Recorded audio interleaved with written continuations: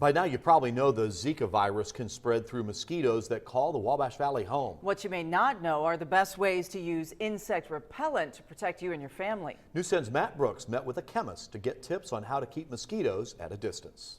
The Centers for Disease Control and Prevention confirmed the Zika virus is linked to birth defects this week, which is all the more reason to stop the mosquitoes that are able to spread it across the valley.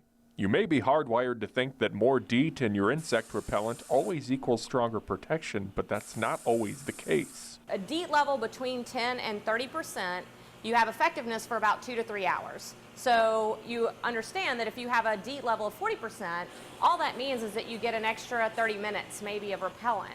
So the goal is to reapply. DEET does cause reactions in some cases, but there are options. You can use an alternative active ingredient called icaridin, also known as picaridin. So icaridin is a different form of DEET, if you want to think of it that way, and it's actually as effective and will not cause that reaction that some people have with DEET. You can also make your own repellent. You go to a local store that might sell essential oils, and you would get lavender or citronella oil and use 1 or 2 drops in a bottle of water. One biologist says you should be wary of using any yeast-based mosquito traps. You produce more CO2 than that little fermentation vat would.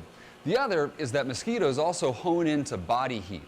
So that little trap might attract the mosquitoes to your yard, but then they'll see your heat and bite you. Removing standing water and using repellents correctly will help you keep safe from the mosquitoes this spring. In Terre Haute, Matt Brooks, News 10.